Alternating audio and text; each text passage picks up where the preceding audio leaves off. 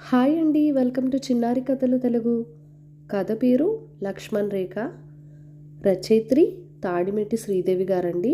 ఇంకా కథలోకి వెళ్ళిపోదాము. ఏంటి రవళి, ఎక్కడికి బయలుదేరావు? బల్ల మీద ఉన్న పుస్తకాలు నీట్గా సర్దుతూ అడిగింది సుమతి. అడిగావా? బయటికి వెళ్ళేటప్పుడు ఎక్కడికి అని అడగచ్చా? చిరుకోపం నడుస్తూ జుట్టుని గబగబా దువ్వుకొని పోనీటైల్లో బంధిస్తూ అడిగింది రవళి. ఎగ్జామ్స్ దగ్గరికి వస్తున్నాయి కదా, ఇప్పుడు ఇంత అర్జెంటుగా ఎక్కడికి వెళ్తున్నావా అని అడిగాను. నా అపరాధాన్ని క్షమించు తల్లి, చేతులు జోడించింది సుమతి. అలా రా దారికి. ఇంకా 8గా అయింది, ఓ గంటలోపే వచ్చేస్తాను. సుధీర్ బయట డిన్నర్ చేద్దామన్నాడు, అద్దంలో చూసుకుంటూ చెప్పింది రవళి. ఎందుకు ఇలా రాత్రిపూట బయట తిరగడం? ఎన్నిసార్లు చెప్పినా నీకు అర్థం కావడం లేదు.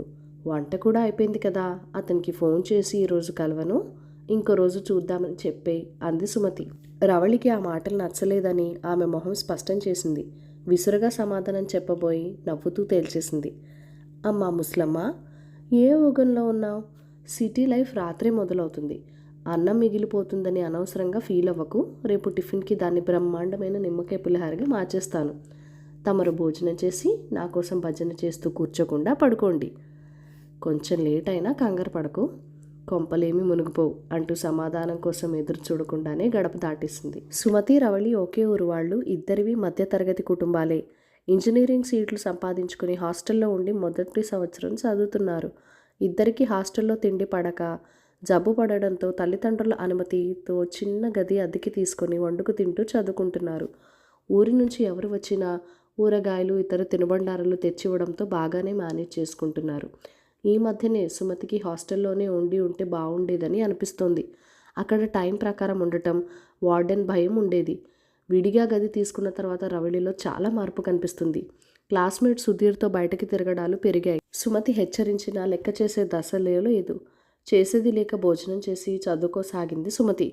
10:30 దాటినా రవళి రాకపోవడంతో సుమతికి కంగారు మొదలైంది. సెల్ చేతిలోకి తీసుకుంది. ఇంతలో తలుపు తప్పుడు. సుమతి అన్న పిలుపు వినబడి తలుపు తీసింది. ఎదుటిది రవళి. ఇంత లేటుగా నా ఇంటికి చేరడం, మనకి ఇలాంటి అలవాట్లు ఉన్నాయా అసలు? ఎందుకు ఇలా చేస్తున్నావు? కొంచెం గట్టిగానే అడిగింది సుమతి. నువ్వు ఇప్పుడు నీతి పాఠాలు మొదలుపెట్టుకు, నాకు నిద్ర వస్తుంది అంటూ రవళి వాష్రూంలోకి వెళ్ళిపోయింది. వచ్చాక ఏమీ మాట్లాడడానికి అవకాశం ఇవ్వకుండా దుప్పటి ముసుగు పెట్టింది. సుమతికి ఏం చేయాలో తోచక అలాగే ఉండిపోయింది. తర్వాత నెమ్మదిగా నడిచి వచ్చి మంచం మీద నడుంవాల్చింది. మర్నాడు సుమతి ఏమీ మాట్లాడకుండా తన పనులు తాను చూసుకోసాగింది.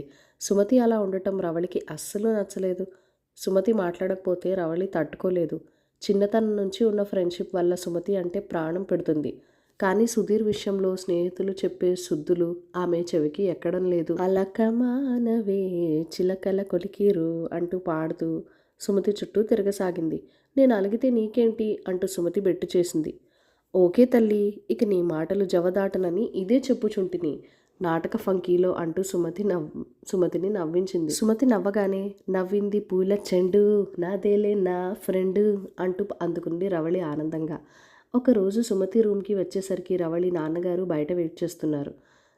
మీరు ఏంటి బాబా ఇలా వచ్చారు అన్న సుమతితో, పనుండి వచ్చానమ్మా, రవళి ఇంకా రాలేదా? కిందటి వారం వచ్చినప్పుడు కూడా దాన్ని కలవడం కుదరలేదు బాధగా అన్నాడు సదాశివం. దాన్ని బ్యాచ్ వాళ్ళకి ప్రాక్టికల్స్ పెడుతున్నారు బాబాయ్, అక్కడ వెళ్ళటానికి ఉండదు, మీరు వచ్చి వెళ్ళారని నేను చెప్తాలేండి అంది సుమతి. తను తెచ్చిన కూరగాయలు తినుబండారులు సుమతి చేతిలో పెట్టి వెళ్ళిపోయాడు ఆయన. మధ్య మధ్యలో రవళి సుధీర్లు కలిసి బయటకు వెళ్తూ ఉండటం, సుమతి హెచ్చరించడం జరుగుతూనే ఉన్నాయి. రవళి, మనం ఆడపిల్లలం, ఒక గీత గీసుకుని ఉండటం అలవాటు చేసుకోవాలి. ఎటుపోయి వచ్చినా మనకే కష్టం.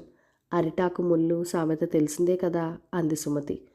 తెలుసు ముసలమ్మ, తెలుసు, నా బుర్ర తినకు, నేను జాగ్రత్తగానే ఉంటాను తీసి పారేసింది రవళి. మన ఊరివాడైన రమణ సుధీర్ అంత మంచివాడు కాదని చెప్తున్నాడు. అతనికి చాలా చెత్త ఫ్రెండ్స్ ఉన్నారట. జాగ్రత్తగా ఉండకపోతే కష్టం. ఎందుకు చెప్తున్నానో అర్థం చేసుకో అంటున్న సుమతితో, ఎవరు ఆ రమణ చెప్పాడా? అతడికి సుధీర్ అంటే జలసి. సుధీర్ ఫ్రెండ్స్ అతనిలాగే బాగా డబ్బున్నవాళ్ళు. అలాంటి వాళ్ళని చూస్తే మరి రమణ లాంటి వాళ్లకు బాధ కదా. అంతే. మరి అంత డబ్బున్న సుధీర్ నీతో స్నేహం ఎలా చేస్తున్నాడు అడిగింది Sumathi. Because he loves me. Subhalekha Sudhakar లాగా ఫన్నీగా సమాధానం చెప్పింది. ఏవేవో మాటలు కలగా పులగంలా వినిపిస్తున్నాయి. మగతగా అనిపిస్తున్న రవళికి మెలకు రావడం లేదు. కాసేపటికి కళ్ళు విడిపడడం లేదు, కానీ మాటలు అర్థం కాసాగాయి. అనంతగిరి చూసి వద్దాం అని సుధీర్ కారులో బయలుదేరారని గుర్తుకొస్తోంది. అక్కడ నేచర్ చాలా బ్యూటిఫుల్గా ఉంటుంది. అలాంటి చోటు ఈ బ్యూటీతో కలిసి గడపాలనుంది అన్న సుధీర్ మాటలకి రవళి బుగ్గలు ఎర్రబడ్డాయి. కొన్ని ఫోటోలు తీసుకుని వెంటనే వచ్చేద్దామంటేనే షరతు పెట్టినట్టు అంది రవళి. అలాగే ఆ ముసలమ్మ, అదే నీ ఫ్రెండ్తో కలిసి ఉండు, నువ్వు అలాగే తయారైపోయేలా ఉన్నావు అన్నాడు సుధీర్. పొద్దున్నే బయలుదేరారు. బాగా ఎండగా ఉందని కారు దిగి వెళ్ళి కూల్ డ్రింక్ తెచ్చాడు సుధీర్. అది తాగాక మత్తుగా అనిపించింది. తలంటు పోసుకుని ఉన్నాము, పైగా చల్లటి గాలి. నేను నిద్రపోలేను కదా, నీకేంటి, హాయిగా నా ఒళ్ళో తల పెట్టుకుని పడుకో అని సుధీర్ అనడం, తను అలాగే నిశ్చితంగా పడుకోవడం ఒకదాని వెంట ఒకటి గుర్తుకు వచ్చాయి. పిల్ల మాత్రం సూపర్ రా, ఎవరో అంటున్నారు. జామ పండులా నోరురుస్తుందిరా ఇంకో గొంతు. గట్టిగా మాట్లాడకండి రా, మెలకు వస్తే కష్టం. ఇంకాస్త ఎక్కువ కలపలేకపోయావా? వెనక నుంచి వెకిలి నవ్వు ఒకటి వినపడింది. ఇంకా కలిపితే ఆ టైంలో కూడా నిద్రపోతే మజా ఏముందిరా ఇంకొకడు అంటున్నాడు. వీళ్ళు ఎవరు? కారులోకి ఎప్పుడు ఎక్కారు? సుధీర్ కూడా వాళ్లతో బాగా మాట్లాడుతూ ఉండటం, వాళ్ళ వెకిలి మాటలు అన్నీ కలిపి రవళికి విషయం తేట తెల్లమవు. వెన్నులోంచి వణుకు పుట్టసాగింది. పూర్తిగా అన్నీ తెలుస్తున్నా అలానే పడుకుని ఉండిపోయింది. ఇంకా ఎంత దూరం రా మన లవ్లీ స్పాట్ అంటున్నాడు వాడితో. ఇంకో 50-60 కిలోమీటర్లు ఉంటుంది. ఈలోగా ఈ బ్యాగ్ తీసి చిప్స్ అవి తినండి అన్నాడు సుధీర్. ఇప్పుడు అరిచి గోల చేసినా ఉపయోగం ఉండదు, తెలివిగా ఆలోచించాలి. సుమతి ఎన్నిసార్లు చెప్పినా విననందుకు బాగా శాస్తి జరిగింది నాకు అనుకుంటూ తప్పించుకునే మార్గాలు ఆలోచించసాగింది. ఏయ్ లేస్తోంది, మాట్లాడకండి ఇష్ అంటున్న సుధీర్ మాటలకి రవళి అసహ్యం కలిగినాయి. అప్పుడే మెలకు వచ్చినట్టు లేస్తూ, నాకేమిటో కడుపులో తిప్పుతోంది సుధీర్, వాంతి వచ్చేలా ఉంది, ఒకసారి కారు పక్కగా ఆపు అంది. ఓకే అంటూ కార్ని రోడ్డు పక్కకు ఆపాడు సుధీర్. డోర్ తీసి పట్టుకుని రవళి నెమ్మదిగా దింపాడు. అక్కడ ఉన్న మైలురాయి దగ్గర కూర్చొని కొంచెం మంచినీళ్ళు అంటున్నట్టుగా సైగ చేసింది. బాటిల్తో తెచ్చిన నీళ్లతో పుక్కిలించుకుని మొహం కడుక్కొని వాంతి రావడం లేదంటూ లేస్తున్న ఆమెను పొదుగు పట్టుకుని కారు వైపు నడిపించాడు సుధీర్.